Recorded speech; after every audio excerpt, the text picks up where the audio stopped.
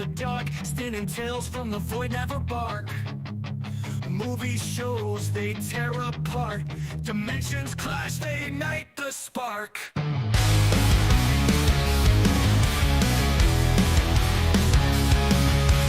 Couch debates, turn the volume up. Set the chaos over for the cup. Alien worlds and twisted scenes. Banter spreads like electric dreams. Outer dimensions ride the wave. Trying days set flames ablaze. Discussing bits and cosmic plays. Beyond the stars they find their praise. They find their praise.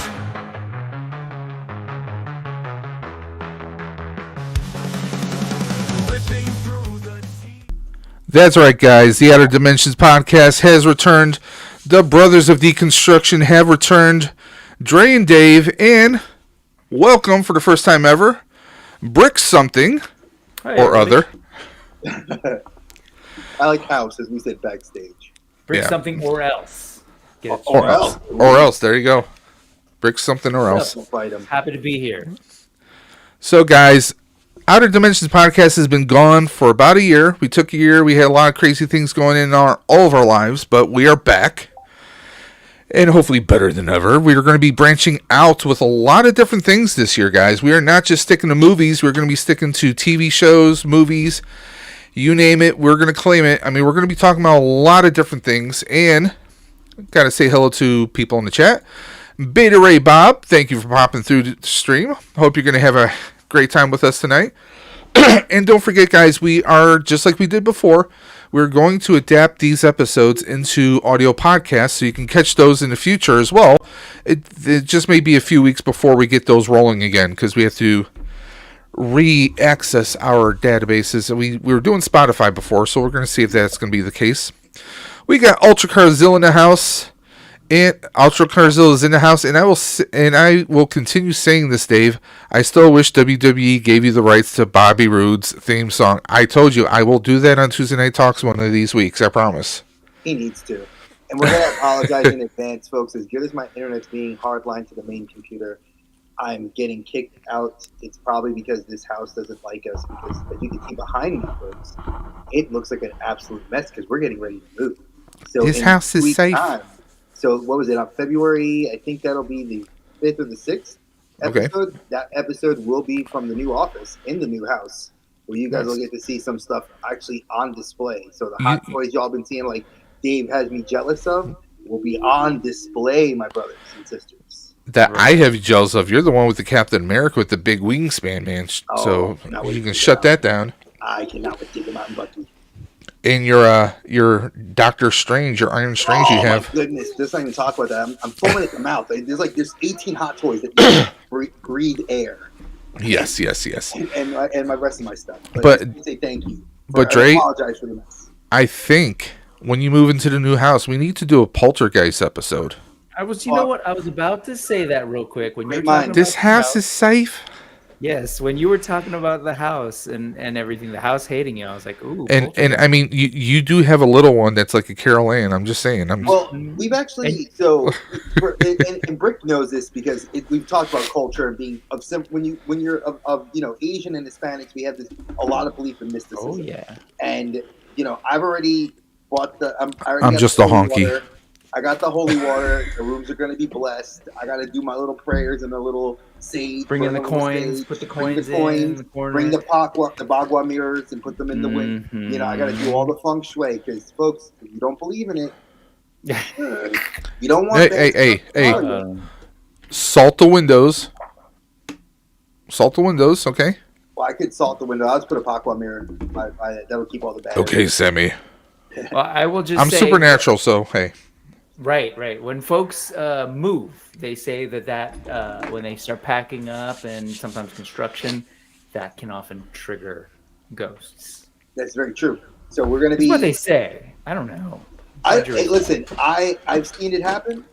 So we're going to be. Dave's got it. Look, I got the vet. Hey, I can send a couple traps his way, so I got him covered. Exact facts.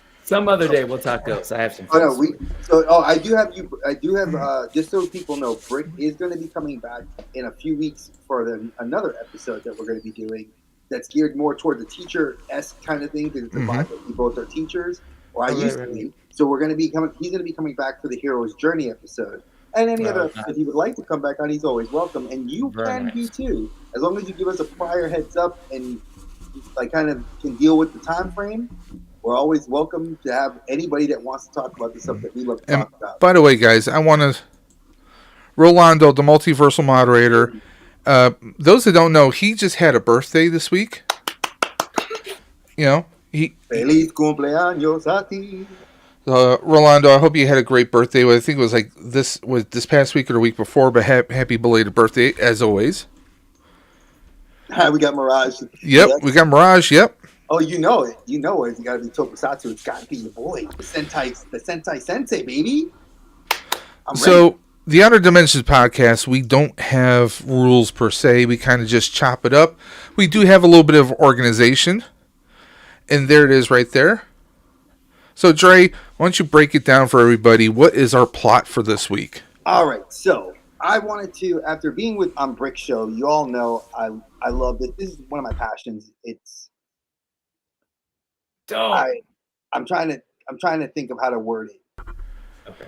Like I'm just trying to think of how to word it. Being on Brick Show, it just tapped more into my passion, my love for the love of Sentai and Tokusatsu. And for anybody that knows, you know, this stuff is prime real estate for fandom. A lot of people love the action figures, the role play stuff. But people forget about it the older they get because they're like, it's too campy. But then you can watch a Bruce Campbell film and say that's cult classics. Well, these are cult classics to me. I know Brick, who... Yeah, see, the poltergeist has gotten me. Anyway. I was gonna say, you're in and out, man. You're bad juju over there. I know. I put the bad juju out there. I'm trying to put the good juju. Please, bless the stream, spirits. Let me stay on. So, in any event, we're going to talk about various times. This is going to be the first of this series. 2 shows and their American and Japanese counterparts, and why they either were successful or why they failed. Everybody knows Power Rangers, so I'm steering clear of that. We're going to talk about the more obscure shows, and this one is VR Troopers. Everybody knows it. It's a widely common show, and we all know that when we first saw it. Dave, if you want to move to the next slide. I don't want to, but I will. All right. Well, thank you. I mean, we are VR. I mean, come on. You know, everybody knows the theme song. Do not copyright us. I would love to play it, but we'd be copyright struck for it. So obviously, VR Troopers was a combination of shows. The Metal Men Saga. Because a lot of people don't know that they're like, especially me, when I first saw it, I was like, oh man, this is cool. And I didn't know anything about Japanese shows till I became, seasoned, an adult, and then found out about it. So this series ran for, crap. I'm gonna have Dave do it. Dave, are you there? Dave, here's what I want you to do. I want you to lead in, and then you're gonna lead in, and then if I have to jump in, I'll jump in. Okay. Well, Saban's VR Troopers obviously ran from 1994 to 1996. First aired September of 1984, which is actually, I believe, about a year after Power Rangers. So it was running on the coattails of Power Rangers, and ironically, we would see some faces of this cast transition over to Power Rangers for little stints in the later seasons. I believe season 3 of ZL, yeah. But the concept of this was a little bit interesting. I kind of liked it because we weren't dealing with teenagers. We were dealing with 20-somethings. These kids were not bound to school. They had jobs. Of course, the lead character, played by Brad Hawkins, Ryan Steele. Ryan Steele, and it's Steele with an E. With a jawline to kind of match. Yeah. Yes, agreed. And, it was the 90s, so he was always rocking like a t-shirt with the little suede vest over it, the rolled up sleeves. Yeah. When not wearing a gi. Yes. Exactly. Yes. When not in the studio. Because he was our karate fighter. He was our karate hero. Obviously, I think he was the actor who was hired because he had some karate talent. The others, not really so much, because you can see it in their stunts. The delayed kind of maneuvers when they're in their civilian forms, the actors really weren't that great at fighting, except for Brad Hawkins. You had, of course, he was the fighter. He was like the professional karate expert who lost his father years ago, and there's these little sentimental flashbacks to his father, and an illusion that perhaps his father is alive. Of course, you got Sarah Brown, who played Caitlin, and honestly, I kind of was jonesing for her back in the day. Real talk. I was in high school, so yeah. She works for like a news station, like a video news station, kind of like a media blast kind of a situation where, with a really weird kind of wacky boss, Woody. Yeah, he was just deranged. He was part of the comic relief. He was kind of like our Bulk and Skull wrapped into one. And then, of course, we had JB, who was our, I hate to say it, but for that time, he was like the ethnic token. I hate to say that. He was the minority actor. Yes. And, he happened to be a tech person, too. A brother of color. Sure. Okay. Now, and that's not to take away from, they had a professor who was in cyberspace, who is restricted to cyberspace, who apparently was best friends with Ryan's father.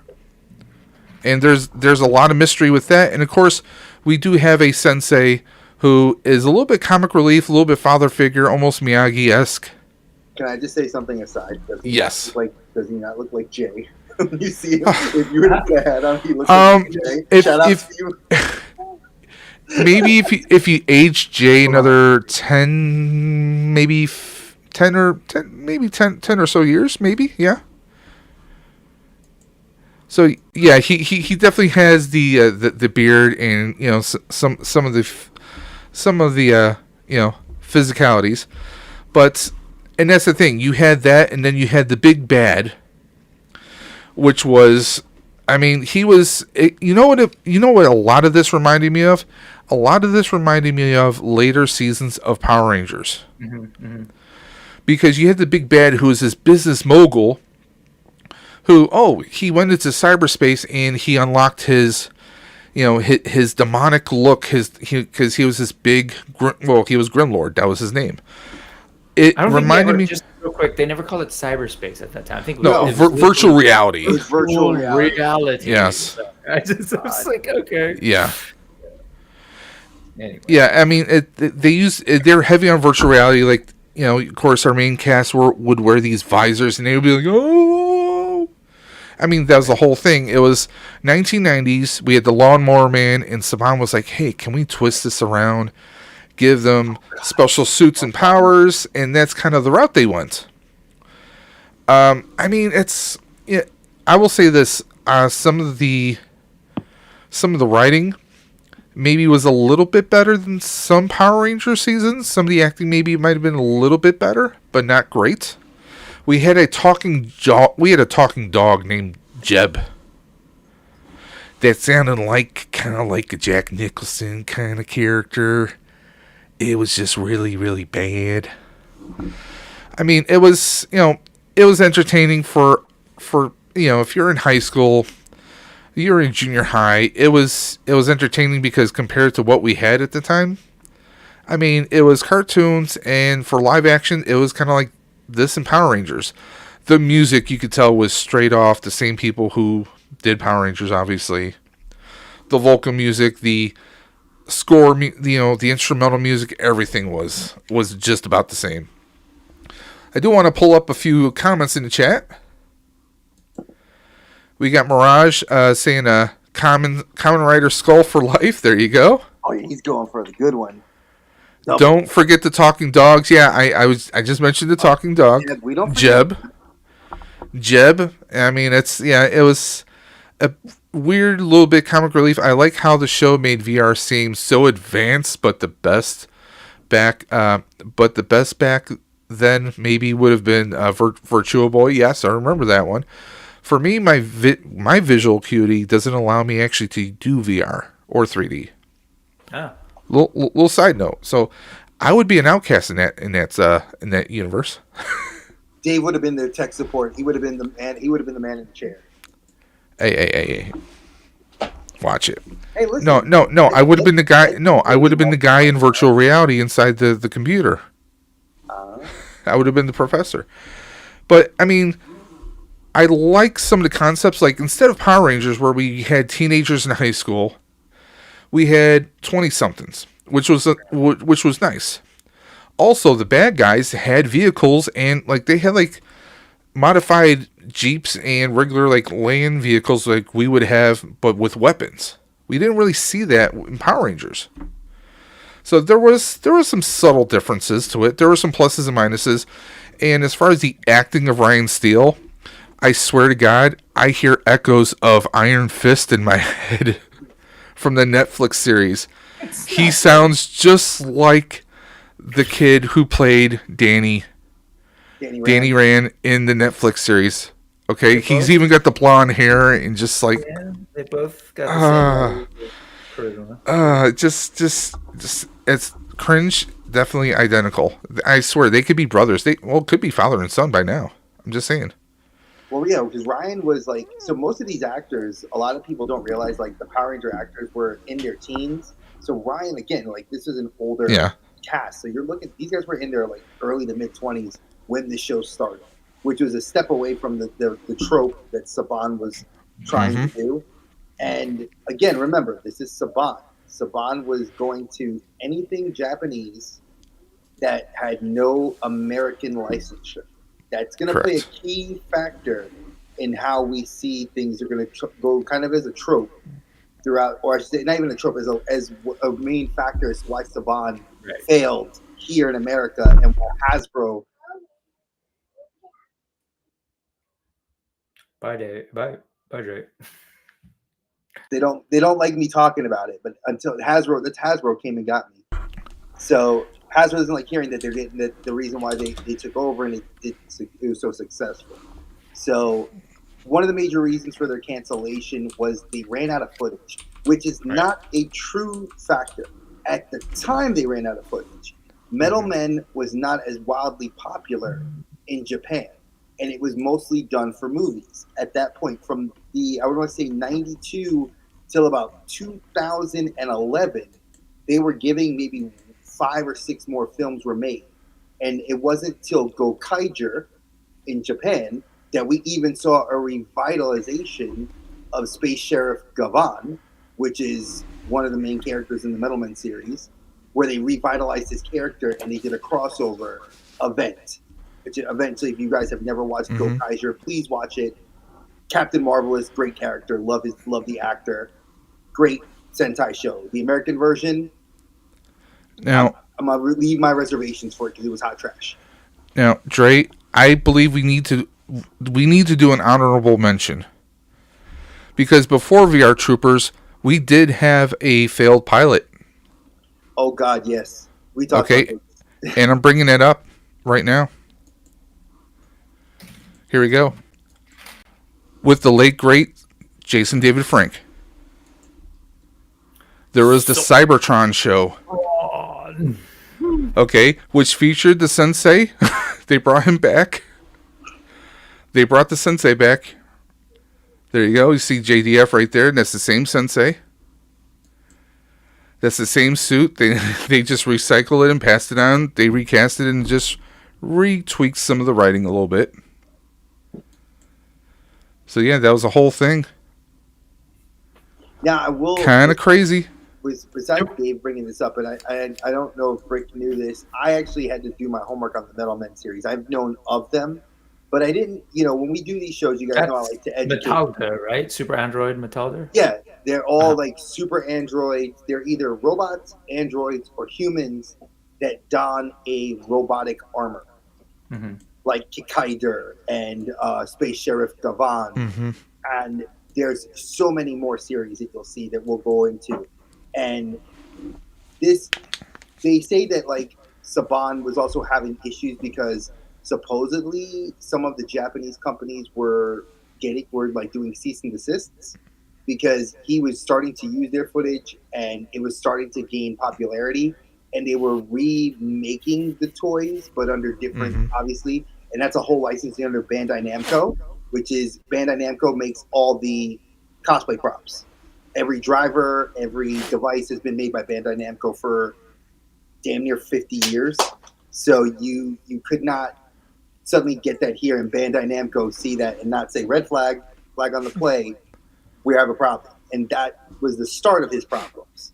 Now, not to mention, we're going to go into like the Beetleborgs and Kamen Rider and all that other stuff. But let's go to the next page of this.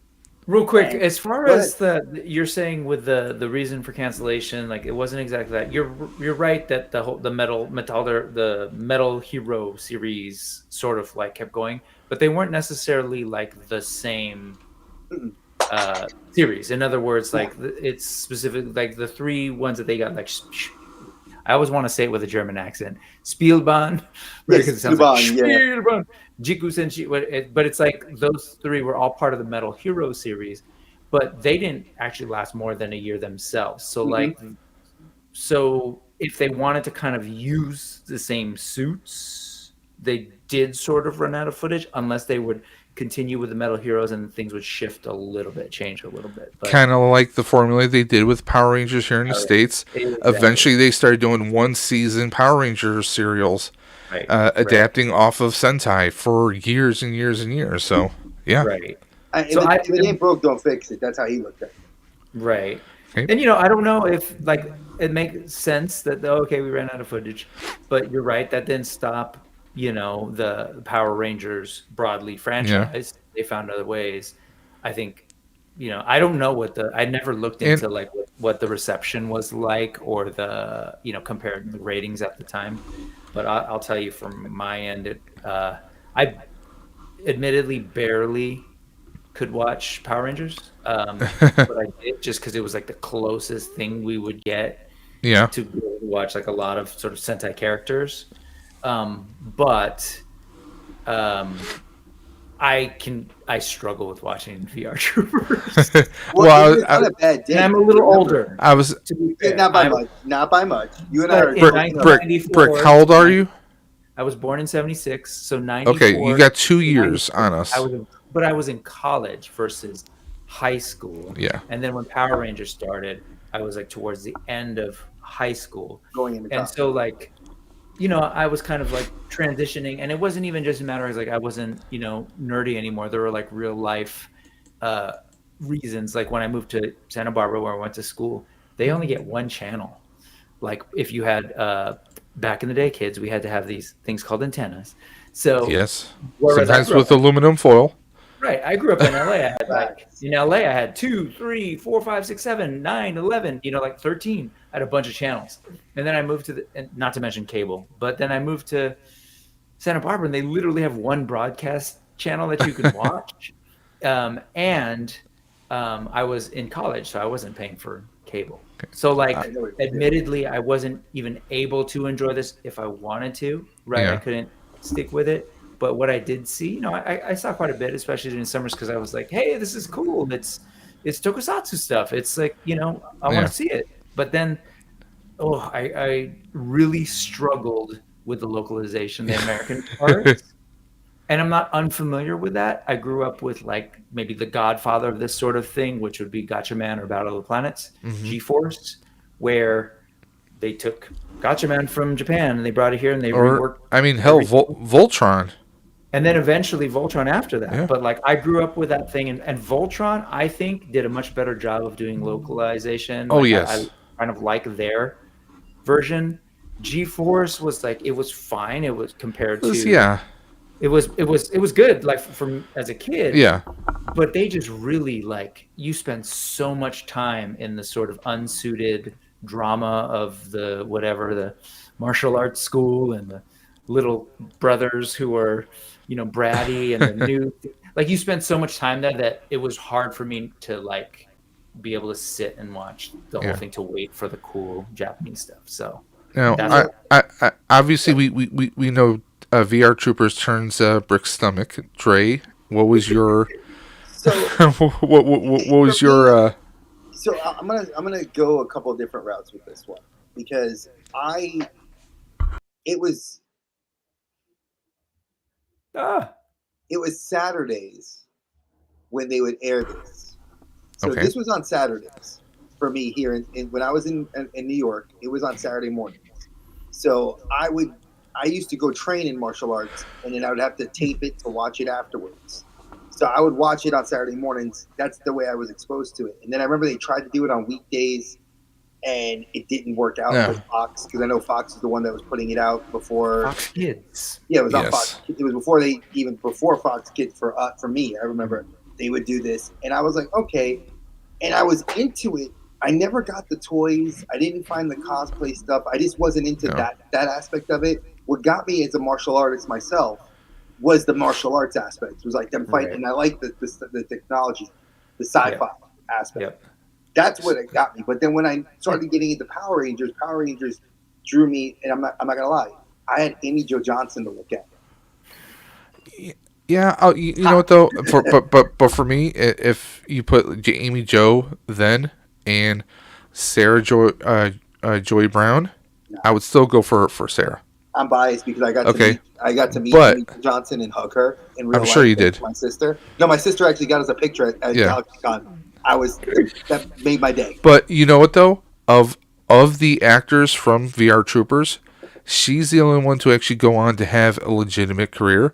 She did the little story arc on Power Rangers Zeo with Tommy, and she broke Tommy's heart, but Tommy was always running away, but he got Catherine, so consolation prize. But she went on to go on to General Hospital for many years. So she did have a good paying acting gig. And, Amy Jo, or we're talking about Sarah? Sarah Jo. Sarah Joy Brown, Yeah, and now Sarah's working as an editor for a podcast now. Yeah. She's like 46, I think.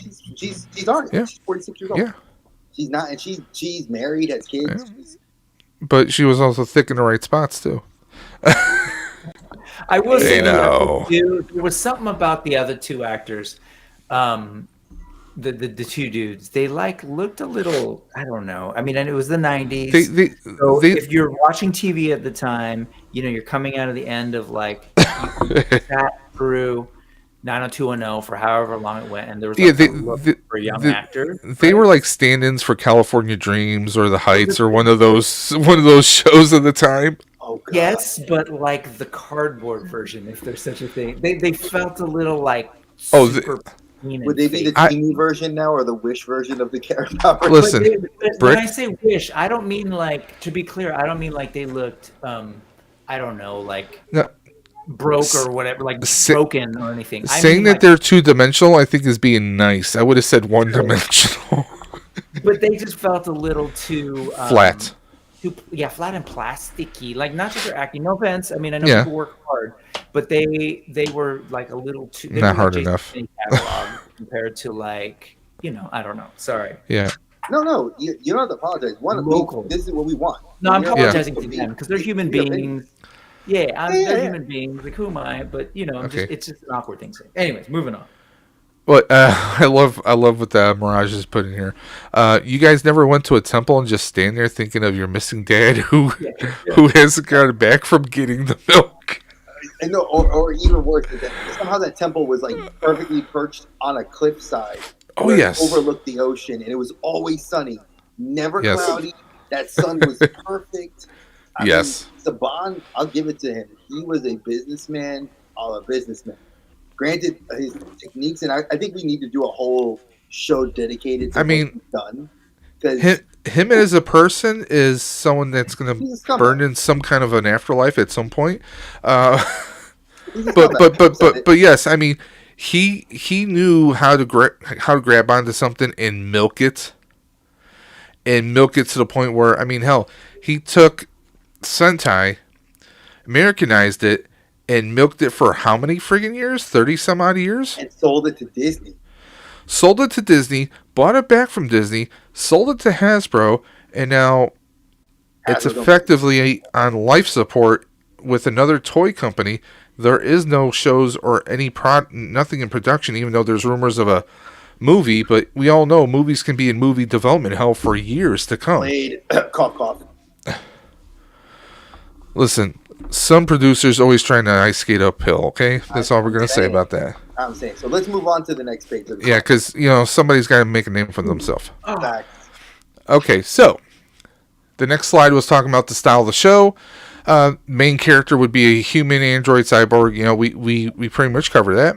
So Dave, if you want, I'll do the names because I know you don't speak Japanese and I'm not going to insult you, but you can't. I'd rather try to get as close enough to the non-American gaijin style. He's trying to say this honky can't pronounce it. Go right ahead.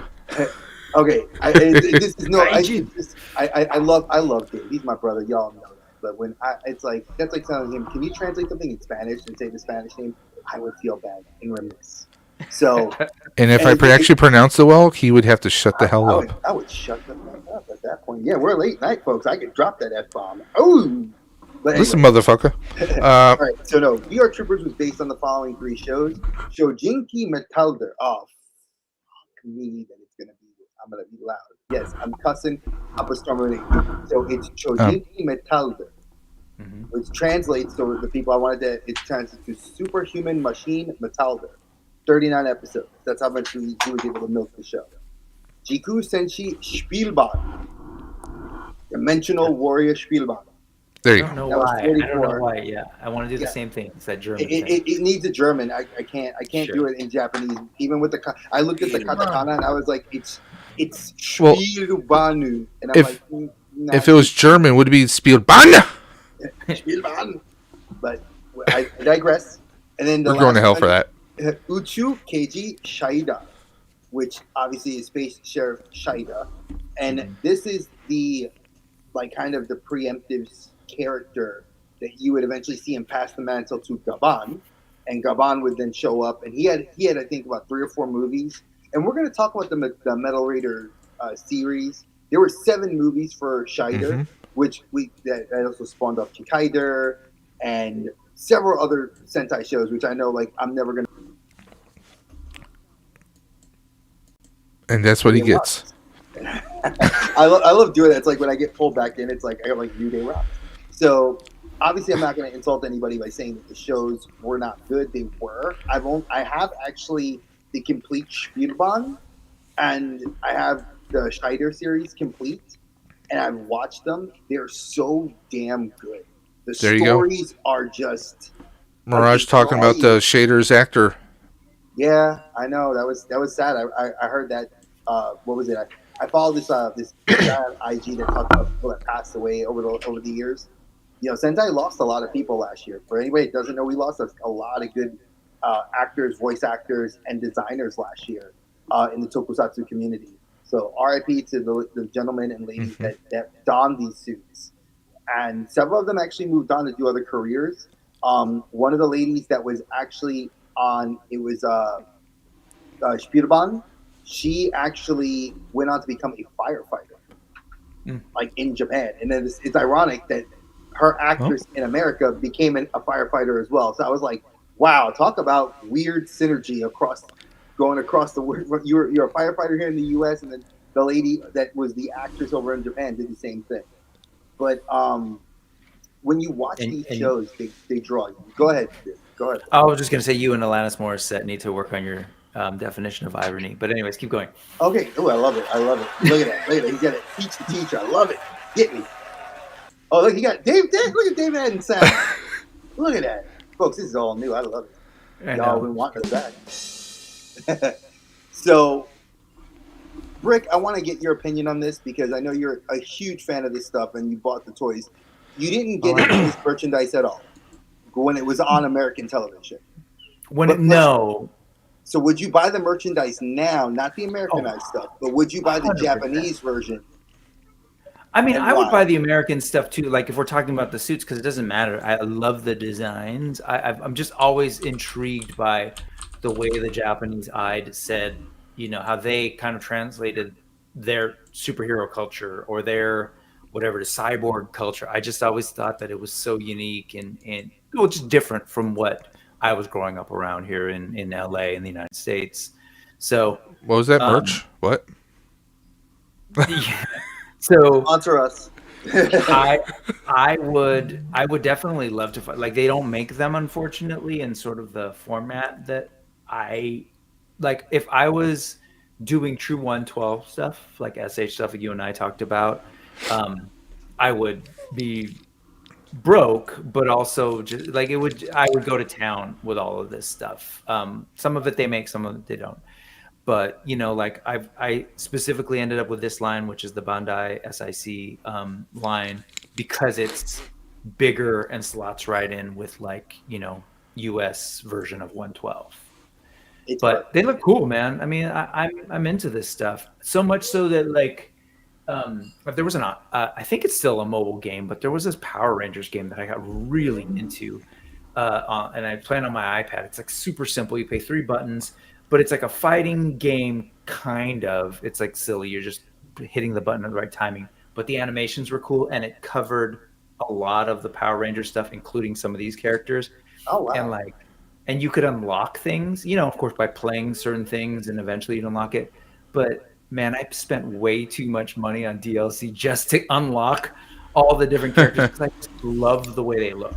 So that was like the closest I got to kind of like collecting this stuff. And he's right, folks. Just so you know, I'm going to interrupt quickly. I apologize, but he's right. Adult collectors now here, if you wanted to get a Kiter figure, it is only in 1/6 scale. 3/0 makes it. It's a $400 figure up for pre-order right now. If you want a Kiter figure or Ultraman.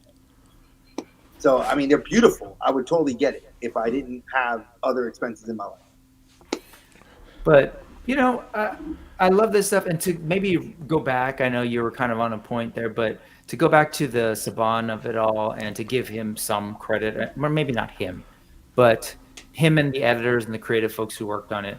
Like, literally, they were taking from 3 different series and finding cuts and working things in to make it work. And I mentioned collage work. That in and of itself is like an art form. You got to source the pieces, be familiar with your library enough to be like, okay, this will work. And I don't know how they worked, but I bet that scripts changed just to like based on what they had available, right? Like that probably guided some of the quote unquote storytelling. Sorry, that was a dig, but yeah. No. I think you hit it right on the head, and it's something that Dave and I probably wouldn't have even thought of. What you said it best. It's the give credit to not the guy who stole the IP, but the guy that actually and girls that sat there editing the footage. Like, I mean, that's not easy. You have to sit there and you have to get the scenes right to create. I mean, and then lip syncing it to make sure that the audio catches over. I mean, that's hard. I mean, anyone who's like even edited like a YouTube video can appreciate that, because if what you do for like cutting this clip and then I have to kind of shorten this up and cut this off, imagine doing that but on a much larger scale. Yeah. Which more high tech equipment, and then you have to also syncing up the audio tracks. I mean, there's so much that is my mind just explodes with the sheer thought of, could you imagine if one of us was sitting there trying to do it? I mean, they're masterful. And let's be honest, when it comes to action movies, with all due respect, the US, we can't hold a friggin' candle to anything coming out of Japan. Well, no, Asia. Let's be fair. Okay, you could go Asia. Okay, Hong Kong. HK for sure. Yeah, is the king. The Shaw brothers. I mean, you got to give the Shaw brothers dominated the Asian cinema scene up until even the Thai stuff, man, and even the Thai stuff with Tony Jaa and the Raid. All those films, and then you had like the crappy superhero films that were created in that series as well. Yeah, but you really have to like delve into these things, and I love the fact that I got somebody else here that equally has that level of interest and knowledge. Not saying Dave doesn't, but it's one of those things that I love being able to if you've watched it and seen it. Like we haven't talked about it, but we've hinted at it before, folks, when we talked about Asian horror and the comparisons of like Asian horror films, like The Grudge with The Ring, and how you can compare like apples to oranges and pretty much almost apples to baguettes, because you can't really compare the film series because they're so radically different. And so I generally, like, I'm not even trying to just be politically correct about it, but I will say it's really hard to say compare one is better than the other because Mhm. they're just different. Like, and that's what I think this stuff that we're talking about, where you take Sentai shows and or Tokusatsu shows in general, and then you try and localize it. Like the products are not the same, and we're gonna see that when we talk Mouse Rider in a little bit. But like you can't like what is better, Super Sentai or Go Ranger or Mighty Morphin Power Rangers. Like I can't have that conversation because they're very unique beasts, and you know I would say the same in terms of like Well, comparing like Western action versus well, I'm gonna chime in and actually hang on Brick's coattails just a little bit with that thought. I started Dre knows this. I started watching because now we can find the original Sentai's episodes. There are channels on YouTube, and I've been watching them. Starting off with the original Mighty Morphin, and I caught the original Sentai that would eventually become Power Rangers Time Force, and many of those. I love how freaking dark they are. Yeah. And I love that there's just so much into it that I appreciate that a lot more. And also, after the last Power Rangers, Drake got me hooked on a little show, Boom Boomager,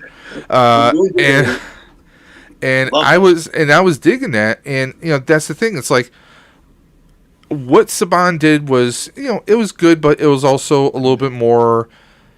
It was in the light, and let's be honest. Those of us who are comic book people, those of us who are superhero people, we love the dark stuff. I mean, why do we love Batman? He has no powers. He has his smarts, but he's a very dark person who's out for vengeance. We love we love anything that's in a darker shade, but it gives more realism to it, I think, too. Yeah, I'll just say that on that note, because I thought about this a lot too, and what my biggest issue with a lot of the localization of these things, whether it's Power Rangers or VR Troopers, is that it's very corny and campy is how they sort of treat some of the storytelling as well as the storylines, right? And I say that like in quotes, I guess, because if you do watch some of the Japanese stuff, there's camp there. Oh yeah, a little, but there is. But I'll just say what's tricky, what's hard for me to gauge is that I don't know Japanese and I don't have the same cultural references. So to me, like I'm losing the voices and in some ways the acting, right? So like I'm not gonna go there and go like, oh, this acting's corny, that dialogue sucks, so that's out the window. Versus like I'll tell you right now, a lot of like we're talking VR Troopers, so much of it is like, oh, the acting and the dialogue, like, oh, did they really just say that? And I don't know if that's how it is in Japanese because but what I do see is like, oh, damn, I get the impressions and they're fighting and they look cool, and I'm like, well, I love what Mirage is putting here because Mirage lives in I think Brunei, if I'm correct. Yes. Now, he says, keep in mind, in Japan, Super Sentai is aimed at towards 3-year-olds, which is funny given the deaths, like a specific character in Time Ranger. Oh, no, that's one of the very big tropes I've kind of noticed myself, when I got into Kamen Rider, and I'm going to go off on a little bit of a tangent for when I first got back, when I really got my exposure was actually in the Heisei era Kamen Rider. So we're talking. This would be post all the Showa stuff. So I'm Heisei. So Heisei era would be the late '90s, early 2000s. So for anybody that doesn't know, so there was lots of shows, and the first show that got me into it was Flexing. Kuga. That's Kuga, which is dope. I knew what he was talking about, so I was like, yeah, here, Kuga. Yeah. So I got into Kabuto, Kamen Rider Kabuto, which was the beetle. The beetle style where they used insects, and they had people die left and right in that show. And I said, and mind you, I was in my early 20s, early mid 20s when that show came out in America, or not in America, but in Japan. And I'm like, damn, they're just straight up. There's a kid show. It's a kid show, and they're straight up like, yeah, go get the new driver. And then I'm just like, but this guy just died. And then the episode after, it's like, oh, we're gonna go to his funeral, but we're gonna get our vengeance. And I love that the Japanese do not have any qualms in discussing these topics. Where in America, you didn't see any of this stuff till a movie. Like, you didn't kill a character. Like, Batman didn't show us blood till the animated series movie where Joker stabs Batman with a building. Right. And you see blood trickle down. It was the first time ever I saw blood in a cartoon. You didn't see that in Disney till Pixar did Up. No, they just recently. kill your I just mom. watched, and then they kill your mom, or they abuse your character in horrible ways. But in Pixar, Peanut wanted to watch Up, and I'm going off on this tangent for a reason, folks. You see blood, like the guy hits the dude over the head with his cane. The guy gets big ass gash on his head, and I'm like, wow. I'm like, this is a kids movie. Like, yeah, an adult's gonna bring a kid to the film, but you didn't see this in Shrek. You didn't see this in like Alvin and the Chipmunks. You see this in like, and I like that some companies. It was in the non-rated cut. And they're like, look, these are real world topics that people deal with. Death, theft, mom being like they've had characters have love interests and they break up.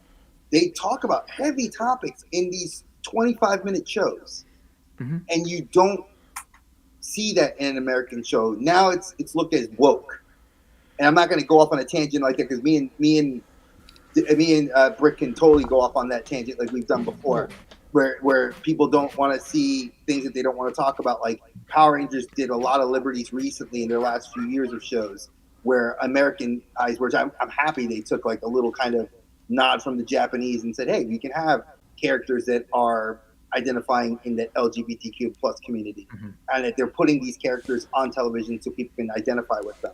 I'm all for that. But we need, I'm not saying we need this as a parent, because Brick and I've said this too, we have kids. Some kids you don't need to expose this to, but if the culture's already produced this, and this is what you're seeing, leave it the way it is. The source material tells you it's good. And I'm going to leave it at that, because I think... Well, yeah. Well, let me... And Dre's leaving it at that. He's like that? Peace. He dropped the mic. Could I have not written that any better? I will say the other piece of it is, so it's talking about how like it's goofy, it's campy or whatever, and at least on the US end. And then when I watch the stuff from Japan, anything that might be like campy or whatever, it just translates different. So like, let's be real. If I'm watching a lot of this stuff, like it is goofy. I mean, it's like there's a goofiness to it, but you just sort of embrace it. It's like, oh, even the people in the big rubber suits that you're fighting, the monsters, there's a certain level of goof to the designs. Like in Kamen Rider, there's like, I mean, there's just weird creatures all throughout Ultraman or whatever. It's like there's all sorts of weird things, like monsters with cameras. For heads. Cobain. So it's just like, I feel like, I don't know. It's hard for me to totally compare the two. One. Also, the other piece is, I hear you, Dre, that whenever they translate things from Japan and they bring them here, it goes through an American filter of like whatever's happening at the time. So Gotcha Man, I mentioned earlier, they felt the need to have like a little robot, protector guy that the kids would be like supposedly feel like it's, he's cute. And they did the same thing in Power Rangers with their whole sort of like, what was his name? Zordon and Zordon, little robot, Alpha. Head, and Alpha 1. Sorry, no. I was saying Seven's Arc 7 Alpha. Seven's Arc 7 was like the template for Alpha. It was the same thing. Yeah. This team needs a robot, but it's because of like the sensibilities here, right? So that's why you don't see the death in the same way, because for whatever reason, and there's a bunch of reasons, like there's a sense that kids can't handle it, or I don't know if you remember back in the day when Mr. Hooper died on Sesame Street and they never showed that again, right? So like that's where we are. Versus in Japan, I'm no expert because I didn't live there, but I'm only assuming that like it's just different. They clearly don't trip on that. Just like I'll watch One Piece and like there's Sanji who's a pervert talking about homegirl boobs and stuff, but it's like on a kid's show, but there's also very deep stuff in there around death, around oppression, around freedom, and so it's like they seem to just really embrace the full palette of storytelling, Whereas I feel like here there's a lot more rails. I know there are rails in Japan, things that you can't talk about maybe, and like you talk about in a particular way. But it seems like we here definitely have a lot more of those sort of limits. Oh yeah, And there's so committees upon committees translation that, is that do yeah. that they don't want you to talk about certain things because Lord help you, you Yeah. mentioned something that a kid gets interested in, and again that disinterests the kids even more. You know, like Right. we can go down the whole list, but when you look at like when you just mentioned it, but look at Kamen Rider Ryuki. Ryuki was brought over here to the U.S. and I remember it because it was not. It was the first time they kind of dubbed over the Japanese actors, and then they actually had no American actors. It was just dub, straight dub. And they edited out so much because if anybody doesn't know Kamen Rider Ryuki, it had the Mirror World. And the Mirror World was where demons came from. They Oni. They called them Oni in Japan. It's not like this was like Yugi, you're gonna go to the shadow dimension. No, this was straight up fucking evil. Okay. And that's why I love that the Americans didn't water it down as much, but they watered it down enough to get it to be on TV. Well, I'm gonna go real nerdy real quick on some tokusatsu stuff, but on that note of like you just mentioned demons, right? Like Kamen Rider's filled with like the whatever dark is the name of the whatever organization, or if we go back to the first American Japanese sort of collaboration on this stuff that really like some of the roots of tokusatsu as we know it, or henshin stuff is tied to like some American pop culture. Spider-Man, right? Or Spider-Man, one of the like huge hit there. But people, I don't know if people pay attention to that, but if you read it, it's hilarious. He's like, from the forces of Satan, and like there's and throughout all this Kamen Rider stuff, there's all sorts of occult stuff. And I've always wondered, because again, I'm not rooted in Japanese culture, like to them, is it as dark and evil, or to them are they like riffing on stuff that they like saw, oh, like Americans are really into evil and demons and Satan, so we're going to call this thing Satan and bring it over here. Is that like the equivalent of us bringing ninjas into G.I. Joe? Like, I don't know. Like, they're not, So I don't know how dark it was to them, or if it was just sort of like a goofy thing. Honestly, I just don't know. Isn't it apropos? Let's go to the next slide. Yeah, let's talk. Watch the next slide. Spider-Man. Spider-Man. Yeah. So for anybody that did not know, I absolutely love this show. And one thing that I was trying to hold back on, because Britt kept saying it, and I was like, I wanted to surprise him. I was like, I knew we were going to talk about this. And the reason that this had failed, and I'm going to make a comment about this culturally, Spider-Man failed in Japan at the time. And I'm going to say this because I'm going to preface this. It failed due to the fact that Japanese people at that time did not love costumed superheroes. That was not their thing.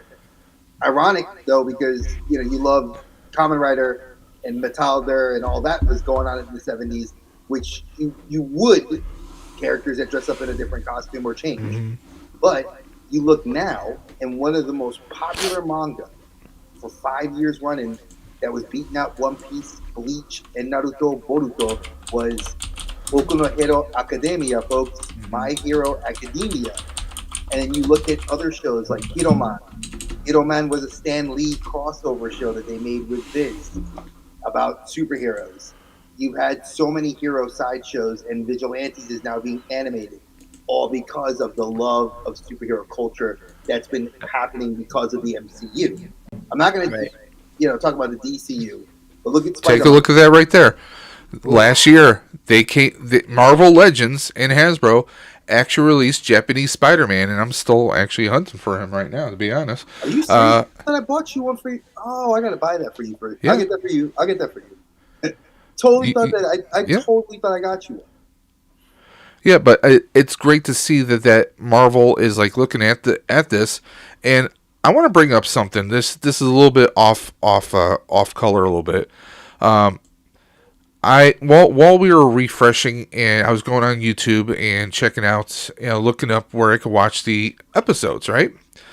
Sadly, I came across several, obviously, Westerners, probably North American reviewers, picking this show apart, saying that this is the most silly, most ridiculous Spider-Man to ever come out.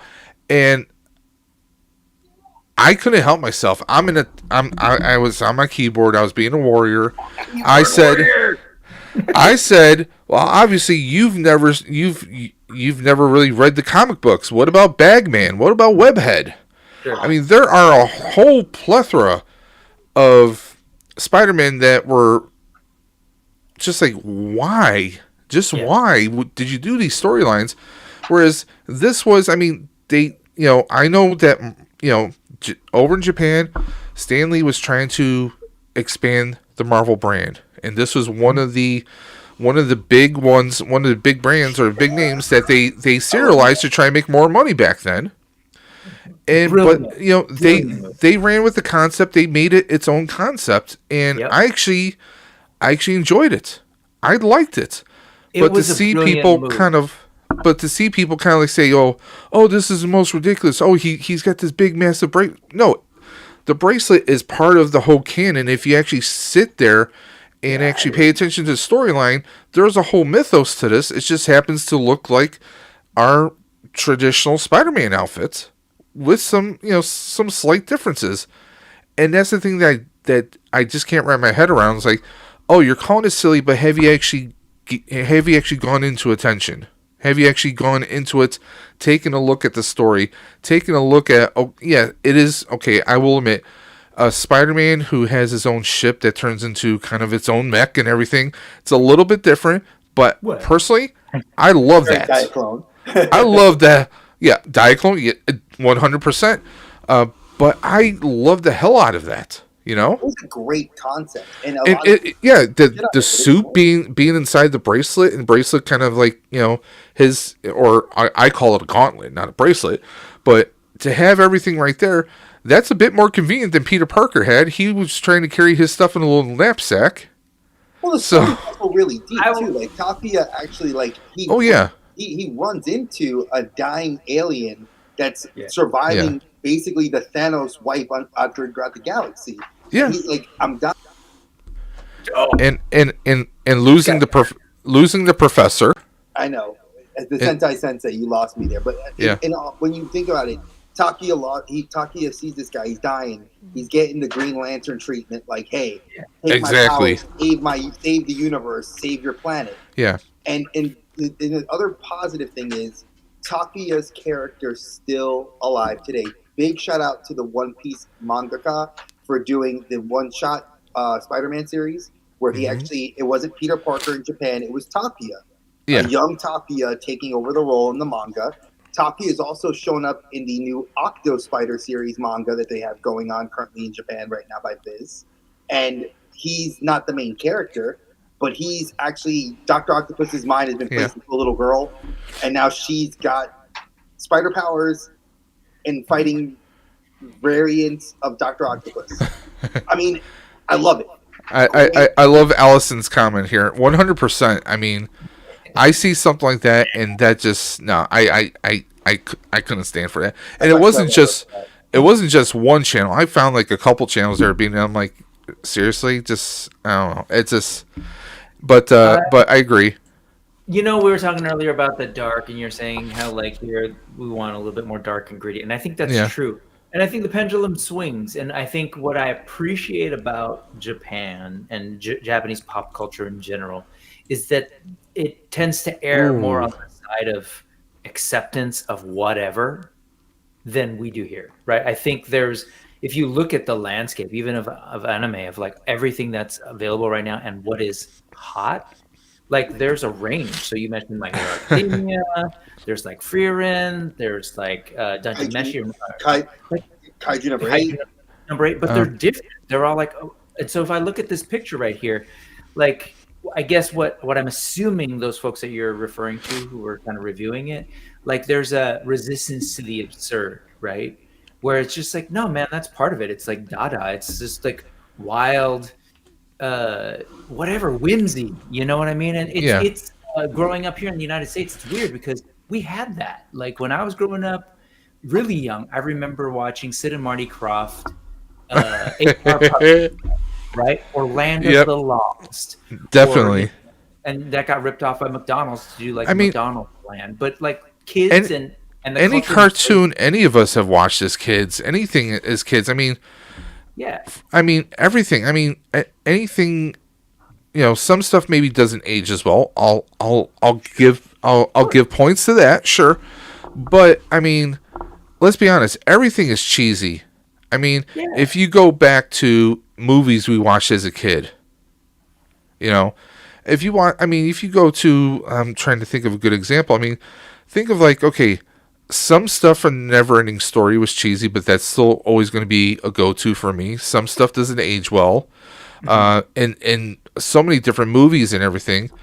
But and by the way, Beta Ray Bob, stay tuned. I love your comment and stay tuned to that. What are you holding up, Dre? So this is Yeah. well, we've been talking about things. I was trying to look back because I put away a lot of the stuff off the bookshelf. But for anybody that has not read this, it's called Secret Reverse. It is by the mangaka Kazuyuki Takahashi. If you guys don't know who that name is, that is Yu-Gi-Oh's mangaka. He actually did the drawing for this, and it is a colorized Americanized graphic novel manga that they did of Spider-Man and Iron Man teaming up, and it's not Peter Parker. And this is dope. Again, like anime, and I'm gonna go quick into this because I don't want to deviate too far from Spider-Man. But if you have not watched Hey, the Kenzo? 90s, if you have not watched in the, I want to say late 90s, early 2000s, we did the manga series. They had Wolverine, Blade, X-Men, and God, what was the other series? They did one, and Iron Man, and they did like manga anime, like 12-episode series, like Madhouse Studios. You can't find the DVDs; they're like ridiculously expensive on eBay. Blade was, I think, the best one because it actually paid an homage to vampires of different countries of Asia. So, like when Brick had made a comment about the Mythic Legion's head looking like the Aswang, I was like, oh, I know that. That's from Blade, and that was from how I knew that. From Anime Blade. That's funny. Just in terms of like the whole absurdity, where I was going with that is like, it becomes silly. You're like, hey, that you were saying there's about the bracelet or whatever. It's like, oh, but the red and blue tights are okay, but whatever, right? Like at a certain point, it's funny where people decide that like, no, that's lame or that's realistic. But like, dude who got bit by a radioactive spider has now spider powers, and like, come on, it's all fun, it's all crazy. And I want to credit Stan Lee because, as I was saying, when you were talking about the move to like expand to Japan and everything, incredibly brilliant. He was actually looking like he went there, he saw what was happening on television, and he was like, I want to do this, and he tried to bring it here. Yeah. He basically tried to be Saban back in the day, but people were like, no, that's not going to work here, right? He was just maybe a little too early, which if we just pause for a second, imagine what he might have done differently when he was bringing stuff over. Oh, yeah. What Saban did. But that said, like the Spider-Man thing just is like, there's another piece of it because we're like toy people, right? What's so cool about that whole thing is they were like, well, Spider-Man, he's cool, but we can't sell enough toys of just this guy. Let's give him a robot. Let's give him a car. Yep. Like, that's just like from a toy perspective, I just think that's so incredibly cool. And they made it work. They built this whole like, lore up of him. So why he's got this ship and this robot, and I don't know. I embrace the absurd, and I think it's super cool. And I like that exchange, right? There's that exchange of like, hey, here's Spider-Man. What are you going to do within Japan? They do that stuff. We end up, what comes back here or whatever. Micronauts, Transformers. I don't know. There's some really cool stuff going back and forth. And for every, again, no offense, VR Troopers or Mask Rider, which we haven't gotten to yet, because but for every one of those, there is a Transformers G1. There is all sorts of cool stuff that comes back, and they localize Voltron. I think was actually really brilliant. I agree with you. Robotech, I'll go to bat for, even though I really love Macross, but like Robotech is dope. Like, so it's not just like, oh, Saban, that model is bad. No, I think it's a little bit more of the creativity, and I don't know. I think Saban was trying to do a particular type of business where he wanted it to be. I don't know. I think he was trying to. Like, he didn't really care too much about the art piece of it, and just wanted to make the money. He was trying to corner the market. What was that? His big thing was trying to corner the market. He wanted to Let it like bleed it dry and keep it to where there's an obvious, like this is mine. Like his hand was all over that, and he could because, like you said, Stan Lee did that cultural exchange. If you guys don't know, there is a Sentai series called Jack, Ace, Queen, and Joker, and it's all based on Stan Lee's art design. So the main character is a shield. The main hero has a shield. It looks a lot like, and his name is King, and he looks a lot with the color scheme of Captain America. So for you guys that want to trash that show, fine, you can trash it. But the woman in that was kind of like originally she was going to look a lot like Captain Marvel or Ms. Marvel at the time. Like, yeah, there was a lot of cool history and interchange there. Oh yeah. Anyway, and again, for those who don't hate on Spider-Man, this was 41 episodes. They did air it. You can watch it on YouTube, the whole series. It's great. The movie basically is like a recap with some new snippets in it. It's not really anything new. Let's go to the next slide, Dave. Wait, one last thing. I just realized.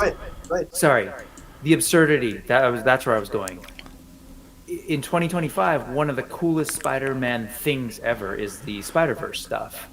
And Across the Spider-Verse, like, to me, embraces this kind of wildness, absurdity, right? In fact, he's kind of referenced in it. He's in it. So, I don't know. I feel like more and more audiences here are open to that kind of thing in a way that's not like for kids or whatever. I think there's like people are recognizing how that kind of fun, whimsical take and just sort of like all sorts of absurd ideas being thrown into our pop culture is, I feel like we're in that good place. And it also coincides with the fact that anime is like really crazy popular right now, particularly among young people, in a way that I think is going to completely transform what we consider pop culture here in the U.S. in the next 10 years. So. Is it? Well, in Spider-Verse, I'm going to piggyback off what you just said. For anybody that doesn't know, shocker. Who doesn't love their boy Spider-Man? Well, I mean, no, yeah, Brick, in case you're not aware, I'm sure you are. Dre loves, sleeps, breathes, consumes, fantasizes. He's got his own fan fiction and manga he's making for the Spider-Verse. Nice. I have. I'm not going to bring up the hentai, but oh man, you're going to give Dr. Octopus a whole other angle, huh? Okay, cool. Hey. Overfiend, Dr. Octopus crossover manga. It's happening, folks. So no, the idea that, like, you see that Brick was saying with the whole idea of like pop culture, Yeah. You see what's his face, the hip hop star. There was a hip hop star. I don't remember what his name. He was the Spider-Man that was the only one that wasn't red and blue themed. He was the one that had, like, you could see he had like cornrows that came out the back of his mask, and he had like the backwards like hat on, and he was like, yo, sorry, buddy, I didn't see you there. And it was like, he's in the very first Spider-Man movie, and second one, sorry, he's in the second one.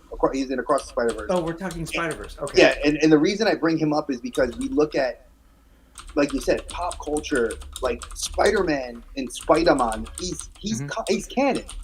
Yeah. The Edge of the Spider-Verse, the video game, mentions him. He has been mentioned in the comics and Spider-Geddon. Yeah, he's been mentioned. Clayton Crane, if anybody knows who Clayton Crane Leopardon was in the comics. Leopardon was in the comics. And he was also in the manga Spider-Man. They mentioned him. So this has become a canonical character. We're seeing it. I'm loving it. And I think you're right. The Spider-Verse movie franchise is giving us that outlet to start talking about these characters more now. And I like that. I'm hoping that we actually see this next character kind of make that crossover, because they did have the cartoon character crossover into the movie. They've had the video game characters crossover into the movie.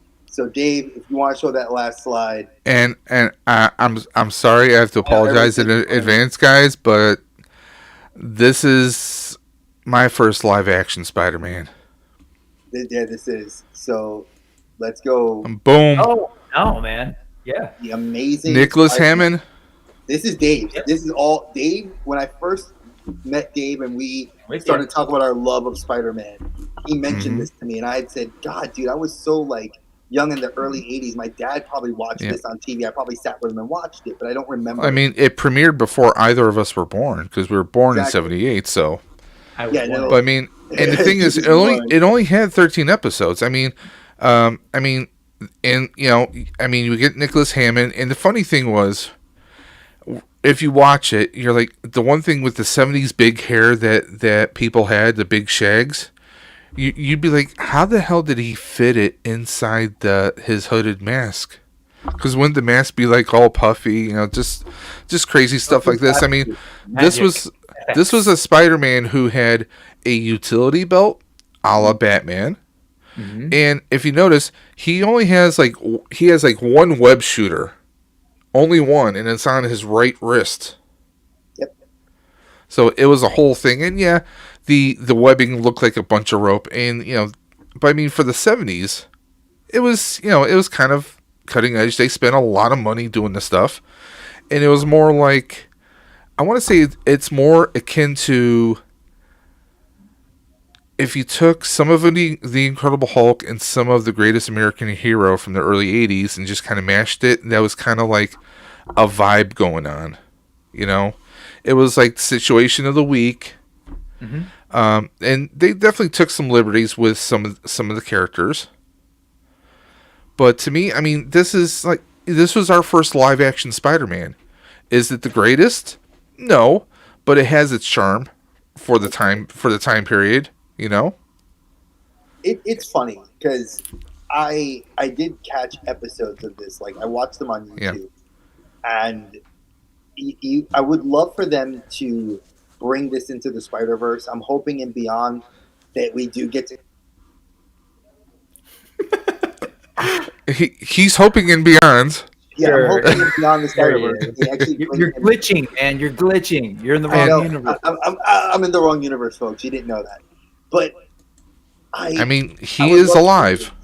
I would love to see this film, this character make the film as an animated character, because if you can give the animated cartoon Spider-Man, who was wildly popular of the '90s, a spot in Beyond the Spider-Verse, this guy needs it. If Spider-Man can be a background character, and if Scarlet Spider from Ultimate Spider-Man can be a character, this would be hilarious for them to do, like the funny '70s music, like with him crawling around, and like using the one web and being an older Peter Parker, because we have seen them talk about Old Man Peter. Why not?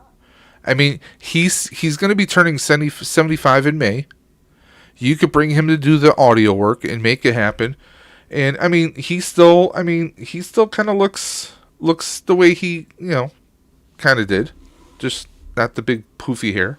And I love the reason for their cancellation, but go ahead, Rick. Oh, I grew up with this too. I really loved it. Like this had to have been one of my earliest experiences. Between this and Electric Company, they had to have been some of my introductions to it. Yep. In addition to, like, my brother's 5 years older. He was born in '71. So like he had comic books, and he had like how to draw Marvel comics the Marvel way with like that big classic Spider-Man.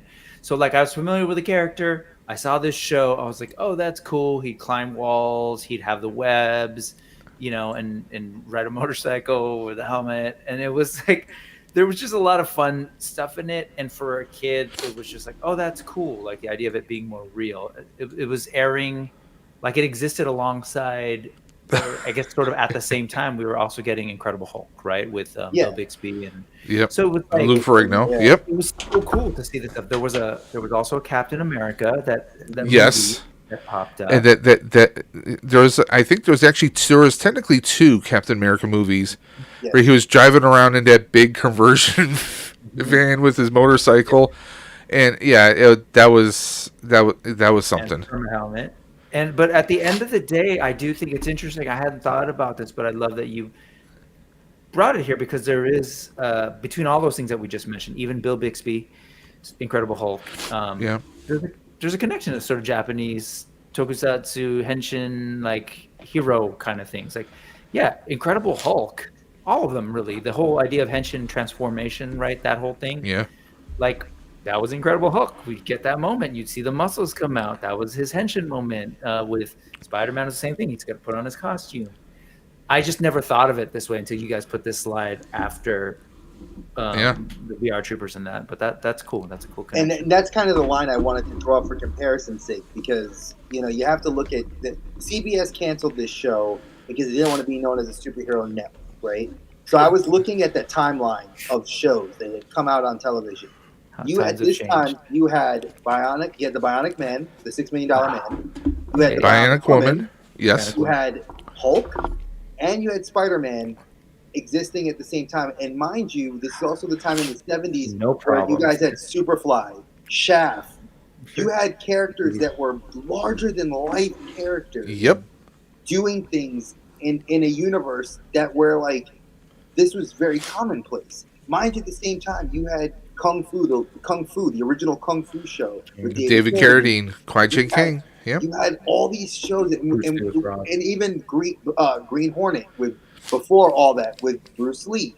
We had these shows. Adam West Batman was on CBS. Allison's bringing up. We had Wonder Woman. Then she brings up. We had Captain Marvel. That was a really bad show. You're right. ISIS was a Saturday morning TV show. Mm-hmm. Yep. It ran along the blocks with all the Saturday morning cartoons, so we can't forget about that. Also, Sid and Marty Krofft, I believe. Yeah. Yes, it was. Do you see what you see that, like, I had to connect the dots for people because I didn't have the dots connected till Dave and I. And it's funny, you inspired this, and I'm not saying this because you're on the show and you know me. You getting to know how I think. I thought about what you said, and it brought up this interest in me to say, why are we not having these dialogues as fans? Cool. We need to have dialogues about these shows because guess what? That time period, as radical. Oh, that time period. As red as it was. As radically different as that time period was. Yeah. Look at the effect it had on the 90s. Oh, because totally. guess what? If we didn't have these shows in the 70s, we would have never had the superhero rise of films in the 90s, which would have never led to Blade, which would have never led to the MCU. Well, we would have never had that timeline. Well, go ahead, Brick. Oh, I was just going to say there was a period after this where they embraced the action hero, but then took out all the super and the fantasy. Yeah. So it was like you had Magnum P.I. and his big, like, cool thing was like he whatever, had Hawaiian shirts and a red car. Like, fine, that's cool, but that's nowhere near as cool as Spider-Man's motorcycle and shooting webs, right? But we had that. We had A-Team, which I loved, but again, it was like, that's a cool van, but it doesn't transform into a robot or like Knight Rider. So there was that period. That was Knight Rider. Yeah. So it seemed like they still wanted to flirt with the genre. Yeah. You get Automan too, but then not really embrace it. Yes. Automan was probably the one that sort of like with Desi Arnaz Jr. Yeah. But like Kenzo brought up MacGyver. Yes. Why do you think I carry a little Swiss Army knife with me everywhere? Come on. And duct tape. Exactly. But yes. When you look at these things, like you said, I think what are you talking about? That interest. Yeah, there you go. I got it right here. But the thing is, like you were talking about how we had the TV shows, right? Mm-hmm. Well, if it wasn't for those TV shows, Incredible Hulk spawned three TV movies. Because you had the Return of the Incredible Hulk, which also featured our first live-action Thor. Yep. Okay. It was a little weird, but we still had it. Yeah, we had the Trial of the Incredible Hulk, which gave us our first live-action Daredevil and Kingpin. Kingpin was played by John Rhys Davies, who we know from Lord of the Rings, Indiana Jones, and so much more, Sliders. But, you had, in fact, the actor who played Daredevil was actually in Street Hawk. But we only got an all-black Daredevil. It was what it was. Which they nodded that in the show. And then we had Death of the Incredible Hulk. So that kind of kept Marvel TV movies kind of going on for a while. So it kept something going on. I remember that. Yeah. But were they great? No, but I loved them because man, were you guys Bill when you heard Bixby. that they were coming? When those were coming on, like it's particularly like when the Return. This is well after the show's over. They're starting to do movies, and then Thor was coming on. Man, I was so excited as a kid. Oh yeah, like, we're gonna have Thor, and then the trial, and you're like, wait, they're gonna do another one, and then you hear freaking Daredevil's in it. Man, I was as a and kid. they were very like, comic accurate because Eric Masterson was the Thor that we got. Yes, when he threw that cane, when he threw the cane at the car, the lightning. You see the cane become Mjolnir in the lightning bolt, and becomes a cane again. I mean, they were for any true Marvel fans that did not know that, Eric Masterson is not, it was a human that became worthy of Thor, not Thor becoming a human. It was a guy that had gotten the hammer and became, like, worthy, much like Beta Ray Bill and Storm and several other characters that people forget about in the Marvel canon because we only think of Thor. I love what Allison's putting here. Magnum PI now steals old people's houses. He's probably a bad example. Oh, my mother-in-law loves him. We bought her his book. And hey, and Magnum PI was the inspiration when they did Chip and Dale Rescue Rangers. They had, Chip dressing up. You had Dale dressing up as Magnum PI. You had Chip dressing up as Indiana Jones. So there you go. You can't argue the logic of what they did. I'm just saying. But that's the thing. Like, I think when you look at it coming full circle, these shows that we crack jokes about, even if they're corny or campy, you got that shit now. People talk that the Arrowverse, which we are going to cover that at some point, the Arrowverse was probably one of the best, almost 20-year-long series of superhero shows. Yeah, but they were still considered campy. Oh, well, Tom Welling doesn't fly, and oh, look at the Flash. Run, Barry, run! I mean, that's campy, but guess what? I'm biting my tongue right now. I know you're biting your tongue. I did this on purpose. There's a reason why. But I'm going to give you an example, folks. The shows were so popular, my brother named his firstborn Oliver after Oliver Queen. No kidding. Perfectly timed right there. Yeah, just so my son's name is Brandon after Brandon Lee. Our daughter Lana is named after Lana Lang. Lorelai is named after Lorelai Gilmore. My wife and I have been inspired. These shows touched our lives. I love it. So it's you can't write the book on that. These things inspire. Dre knows one of the hot toys I have is Barry from the first 2 seasons of Flash. Yep. Is there a Lorelai Gilmore hot toys? Because there should be. There should be, and my wife would probably want it because I bought her everything Gilmore Girls. And Allison, I agree with that 100% because I have the DVD. I do too. Of the show, but I have it signed. Yeah, that's why I hate him. I have it signed by John Wesley Shipp himself. Acknowledge, folks, any young people in the audience or anybody, whatever, maybe not even that young, who are frustrated with the MCU or don't like that we don't have a good DC universe. Like, man, just go back to some of these old shows and you will be happy that you have what you have. Oh yeah, I'm not taking anything away from these things. We enjoyed them. I was excited for the 90s. For the 90s, the Flash TV series was great. It completely went off script with a lot of it. Yeah. And hell, you wrote out Iris. You went a completely different route, and we didn't have the internet as it was now back then.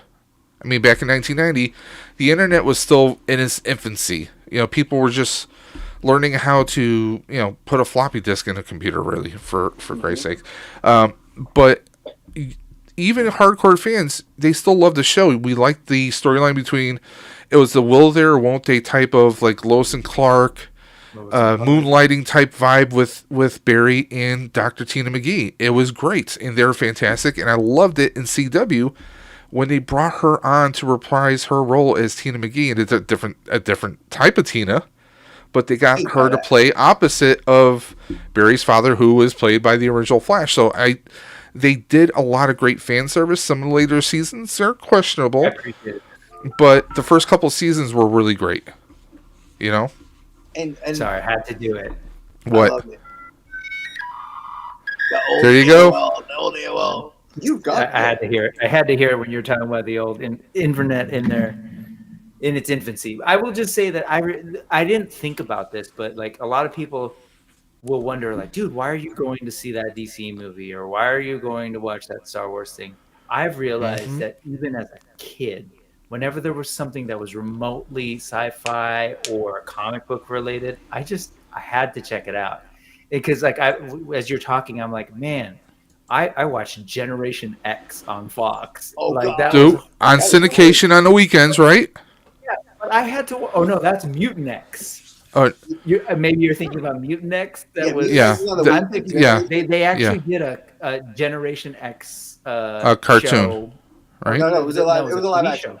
It was a live action, like one shot kind of thing. I don't think it went very far, but it was based on the comic book Generation X, and it was like fairly accurate in terms of the characters they included and stuff. Super obscure. Not a lot of people remember it because it like. Oh no, I do. I just pulled it up. Max Fuhrer was in it. Okay. Yes, the second they announced it, I was like, I need to watch it. And even if I didn't like it or whatever, I was just like, I have to watch it. And that has trained me to think this day. I was like, wait, what Marvel movie's coming out? Okay, I'm gonna go watch it. Regardless, they have the TV pilot. The hour and a half TV pilot is on YouTube. Yeah, what I want to see that I never got to see, and I always was wanting to like see somewhere. I know they used to sell them at cons. Was the Justice League TV pilot that never went anywhere? Have you heard of this? Oh God, I've heard of it. During that time, people in suits. I've and seen it. I've The really bad outfits. Yeah. Yeah, I haven't seen it. That was one that missed me. But I don't know. I just love this stuff, and same goes, like to come full circle. And I know we'll get there eventually. But when Power Rangers came out, even though I was in high school, a little older, and I wasn't paying attention to like it really skewed young. It was meant to skew younger, but I still had to check it. I still had to watch it. Even VR Troopers, even though I didn't have it my first year of college, when I went home for summer and I had more channels, I watched it because I kind of just had to. I was a child of the genre, I guess. I don't know. And I want to tie two things. No, the internet said. The internet said no. How about new? How about new? So you can hear us when you cut out? Exactly. Yeah, I hear you guys for like a second, then it cuts me out. So what's interesting is that CBS didn't want to be a superheroes channel, right? But when you look at that, they're the Trek channel for over 50 years. Oh Lord, yeah, that's the one. Oh my Lord, Jesus. That's the one. I need to see this. No, you don't. You really don't. Please show a Martian Manhunter in the dark. Let's see if I can pull this. No, they're just talking about like the different iterations. There you go. There it is. Oh my God. There's Adam. What's with that Cro-Magnon man brow for Flash? Me, Flash. I run fast. It's aerodynamic. Run. My point in bringing this up is, one, I enjoyed the genre stuff. Two, seriously, stop complaining about the MCU, guys. It could be much worse. That's all. Complain about the stuff that we need to be seeing, like Shang-Chi, and like stuff that was good that we're not getting till like years later. But Archer says he was excited for Generation X until he saw it. Yeah, I was too. It was such a she's got digital copies saved somewhere. There you go. Watch Allison, party. Allison, we got to do a watch party. She's another one that needs to come on here because she is such a great repository. I love this. I love her point of view, and she knows I respect the hell out of her for it. So I would love to have her on. Allison, I will be bringing you on with Dave, and I will be trying to find a show that I want to bring you on. If you like, there's totally. Yeah, there's plenty we can do. So when you again, and like part of why I love the Sentai Tokusatsu genre, and like I said, this is part one. We're gonna bring up Saban, Common Mass Rider, and Common Rider, and y'all know where I sit on the fence with that one. And the Uncommon Rider, what? Yeah, and then we have. Let's not also my son, 11 years old, made that joke today. And then we would definitely the next one we're going to talk about the Big Bad Beetleborgs because that's also Metal Men, and I have to mention it. I have to, but those are going to be the next two, and that's going to be in a couple weeks. But do you have to? I do because I just want to talk shit about it, and I love it. And having Brick come back on so he can sit with us Oh, talking man. shit about it Oh, is going to be even God. more fun. So Respect for trying to use Universal Monsters in some kind of weird way. guys. So, yeah, whatever. let's just put on Universal Monsters and give it a shitty facelift when it didn't need it.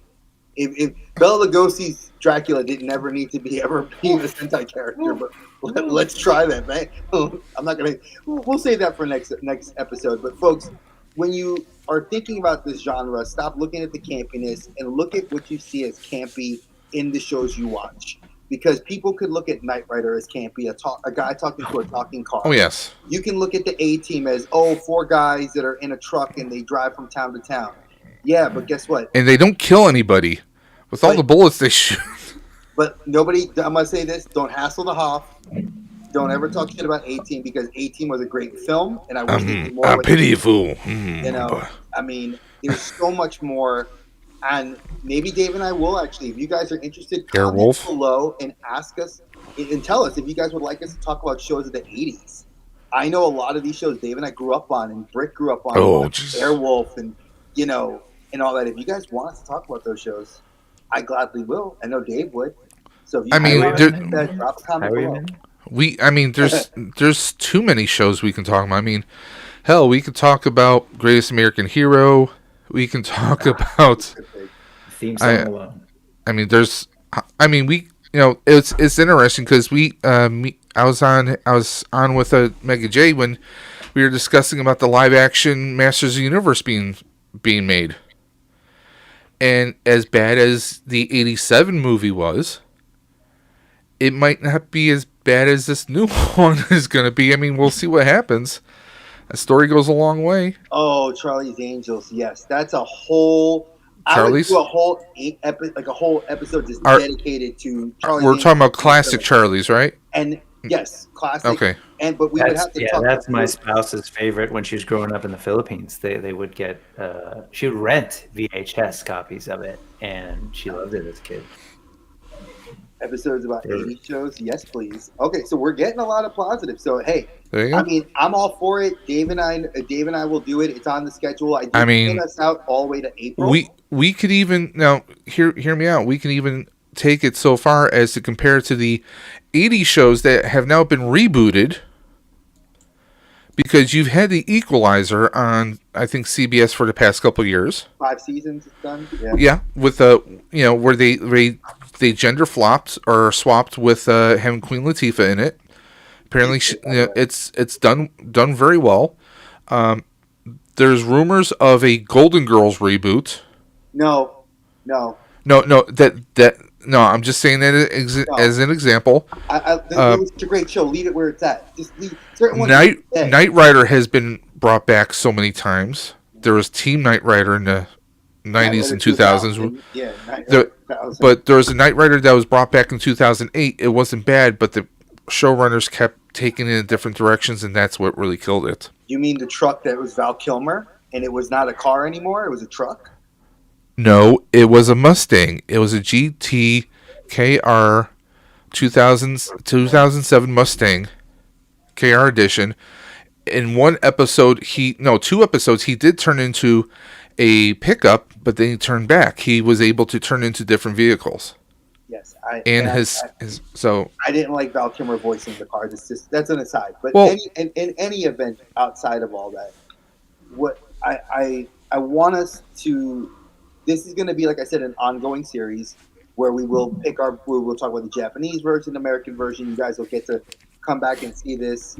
I know that we are kind of wrapping things up, so I wanted to ask Brick, what's going on with you? Tell us anything you got going on, any plans, what's coming on your show. It's your time to talk.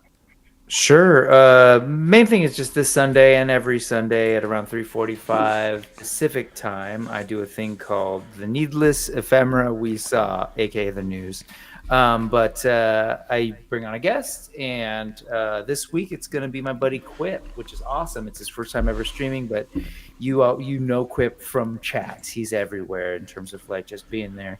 So I love doing that. I love just talking with folks that like people don't know enough. And we're just gonna hang out, talk toys. That's what I do every week, and that's pretty much it for now. I know that's not true. On Sunday, this Sunday, I forgot. Every month, we also do a live thing around Animal Warriors of the Kingdom, which is this figure I got here, and we're kind of we'll be doing sort of updates and stuff around where this line is, talking with the creator, Jason of Spiro. And those are the two main things I've got right now, other than just shooting shorts. I'll be shooting. I haven't done these guys yet, but I kind of just go through my collection and kind of document it, and love just sort of seeing it. I call them the card back because it looks like a card back. But anyway, that's about it. I'll probably be hanging out on the clubhouse tomorrow over on Oz's, but yeah, the main thing every Sunday, my channel, Brick Something. Come hang out. Folks, you need to. It's a fun show. I've gotten the privilege to be on there with him, and it is hilarious. The times that I got to get on there and we got to chat was amazing. So please check him out. And Dre, what do you have going on this week? Well, if you guys did not see the premiere of my first episode of the Father Figures podcast, it was dropped today, and comments were fixed on it, so I apologize that comments were not fixed. It was some issue with me publishing it. I had to fix it. But it was part 1 of the 5-part series I'm going to be doing on representation in cartoons. The next one will be dropping next Friday at noon. And it's going to be Spidey and His Amazing Friends. And we're going to talk about that show. And I did leave Black Panther off of it because everybody knows Black Panther. We're going to talk about Reptile and the other characters on the show. I felt like they needed a little bit more spotlight shown on them, especially with White Tiger. She's been on the show, and then we're going to see them in White Tiger in the Hector Ayala is going to be in Daredevil in March, coming up in a few months. So I would like to mention that, kind of dropping that in there, but you'll be able to see that recorded and and loaded up for Friday, and then Dave and I will be back next Friday for our next episode of the show. Which, do you mind if I drop the title now, Dave? Go right ahead. I'm curious to know. So I know Dave doesn't know because I shuffled things around. So we're going to be doing horror remakes. We're going to pick 2 films, and we're going to talk about the original film. And obviously, as a nod to something Dave had brought up a while back, he loved this actor a lot, and it was the original Candyman. We're going to talk about him. Tony Todd. Tony Todd was amazing. Let's bring Dre back. R.I.P. to Tony Todd. R.I.P. to my internet, which will be new in the new house, folks. So I apologize. I mean, one more week of this crap, and then it'll be perfect in the new house. I mean, Tony Todd. Follow you. Tony Todd. He's been everywhere. I mean, recurring character of Kern on Star Trek: The Next Generation, Worf's brother. I mean, everything from Candyman to The Crow to hell, he was on CW The Flash as Zoom, the voice of Zoom. Mm-hmm. He's been everywhere. Was his last thing on Motu Revelation? He was on Motu. Mm-hmm. I think he was Skull God, wasn't he? Yeah. Did he do anything after that? No, he was Scareglow, I think. He was Scareglow, and then he passed away. Same with our boy. Oh God, why is it escaping me? Kevin Conroy. That was like Merman was his last. Everybody was like, "Oh, Merman wasn't his last." No, he did record some stuff for DC. He did record a few things, which is going to be releasing in an unnamed Batman game. We're getting supposedly next year. Rumor has it if WB Studios is still up and running with all their problems they're having at WB. If that ever gets aired to light, the day of light, we will have that as well. But his last official voice acting was done in the Motu series as Merman. But we're going to be talking about that, and then we're going to also be talking about Poltergeist. Ironically enough, Dave brought that up, but we're going to be talking about the old Poltergeist film and the remake they did years later. And this is also going to spring up another series. So, I actually never saw the remake. I actually have it. I'll find it for you, and I'll send it to a digital copy to you. But that's what I'm working on. Dave, what are you working on? Well, actually, of course, every Tuesday night I do Tuesday night talks. So you guys want to come out and hang out? I have nothing specifically planned. However, maybe we'll do a hot toy unboxing. We'll see what happens. But we'll see what is going on because there's a lot of craziness going on in just in collecting in general, I'm going to do some hunting tomorrow, see if we can actually find something. Because I'm picky, but I was talking a couple weeks ago about possibly getting rid of my Masterverse. And I went and bought 4 Masterverses on a nice little bundle deal on eBay. So, because I actually enjoyed Revolution and Revelations. I did too. I know there's a lot of people that gave it a lot of crap, but I actually really enjoyed it. So we'll see what happens. I got some stuff to unbox. I'm still reorganizing the dimension. I am 3D printing parts for the 2-in-a-box ghost trap. So I've been doing a lot more 3D printing. So you guys are going to see a lot of that coming my way. I love the old school 80s poltergeist. Carolyn. They're here. There you go. Allison, I'm going to be reaching out to you. I'm going to reach out to you after the stream so I can see if I can get a date on the books for you for the towards the end of February. I was trying to hide myself with the poltergeist. I like that. There we go. So if you guys are interested, Allison, like I said, I'll be reaching out to you to get that on the books. And like I said, I'd love to pick your brains. Anybody else, like I said before, Dave and I always love having guests on the show. We do this for fun. We are glad to be back. The Brothers of Destruction and Deconstruction are back. We're staying back, and no one's going to stop us. We're going to be, this year is going to be made our bitch. I already have been on a roll with making major changes in my life.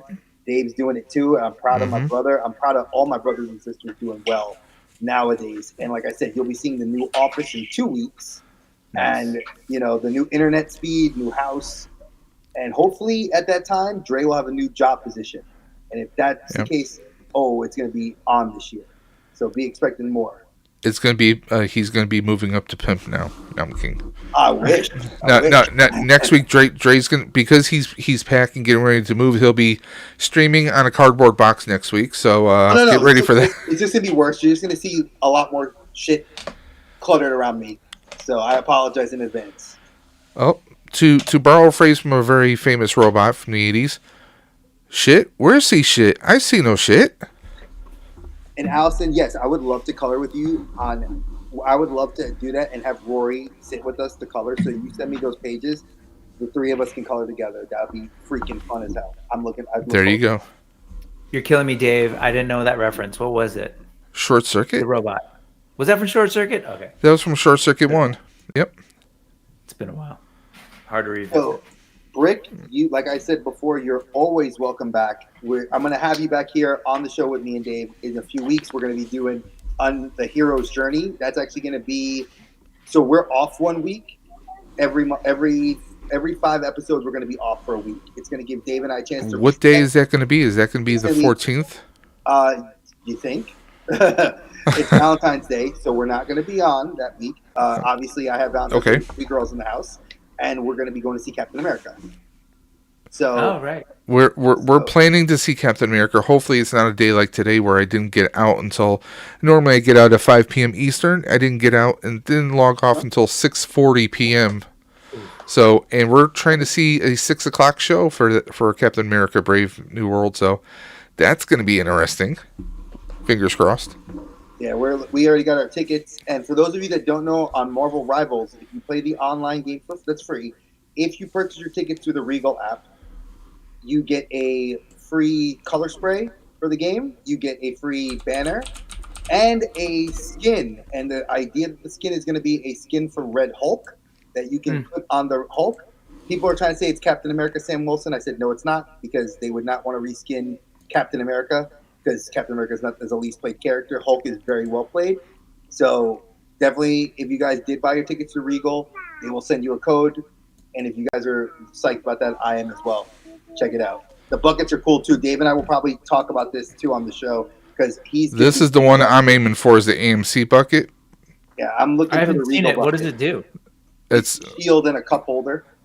No, this one is just a bucket. Oh, you didn't see the shield in the bucket? Okay. So they made the backpack. Yeah, I saw that. I'm not a fan of that one. It's like a drink and then the bucket, and you lift it up. Because I think that's Cinemark that's doing that one. Yeah, Cinemark's doing that. Were you guys Family Ties kids? Yeah. Oh, yes. Do you remember Buddy's? What was his name? Oh God, it wasn't Buddy. That was Charles. But his friend's cup of noodles. It was like a little thing. Skip, his buddy Skip. Yes, they were. I don't know if they stuck in an elevator or something. He had this little thing, and it would expand, and it became a. Anyways, it was just like that. That's where my brain went. That's dope. So, folks, again, if you guys have not subscribed or are brand new to the channel, hit the subscribe button here with us. Definitely check out Brick's channel. Y'all need to. Yeah, that's the cup holder. I like that one, but I'm not going to see. I'm going to Regal, so I want the Red Hulk ripping the ground up and put the bucket inside of that, or the metal tin that's going to have his face on it. So those are the two buckets I'm looking for. But if you guys haven't, definitely subscribe to Brick. He's just an all-around awesome person. I'm saying that because he's my friend and he's just great. So definitely check him out. Check him out on Sundays. Check him out on the Clubhouse. Big shout out to Oz because that's how I met Brick. You know, he is, again, you check him out in the Clubhouse every Saturday from 9:45 till whenever. I'm going to say that because we've all been on there. It could be from like 9:45 in Saturday in the evening to 9:45 Sunday morning. Who knows? And I'm on the West Coast, and I'm usually one who leaves really early. West Side? I can't hang with those guys, man. I've tried. Up forever. And if you guys do stay tuned, Mega J Retro, another good friend. He supposedly did say he's going to be signing up to do something later tonight. He is East Coast just like us. He's our brother up north. Please, Jay, close your windows. Thank you, Betty Ray. Your weather is killing me. I need it warm again in North Carolina. Close your doors and your windows. Hey, as long as he's blaming Jay and not me, I'm good with that. I love. I'm not that far from Jay, probably. No, you're not. You were closer to him. See. So definitely, again, Beta Ray, Alice, and to everybody that's come through. We appreciate you. We love you. Thank you guys. And everyone watching or listening to us in the future, don't forget to subscribe to the Outer Dimensions podcast on YouTube. You can also follow us at the Outer Dim Pod on X, aka Twitter. And of course, the Outer Dimension podcast on Instagram. So please don't forget to follow us.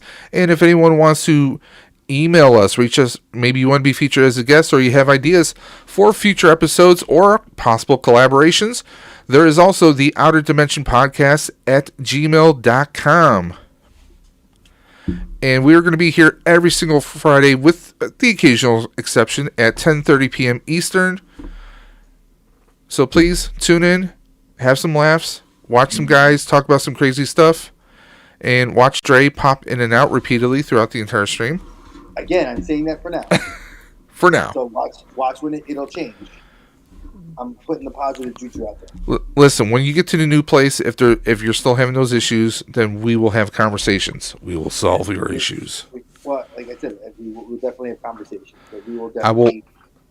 Hey, there are new advances in Wi-Fi that we can sort out this issue. Trust me. Oh, yeah, trust me. We will work on it. We will definitely work on it. But we appreciate you guys. Thank you again. Mm-hmm. We're back. We're better. The topics are going to be awesome. Stay tuned and just enjoy. Until next time, guys, we will catch you on the other side. Dre and Dave hit it hard in the dark, spinning tales from the void, never bark. Movie shows, they tear apart. Dimensions clash, they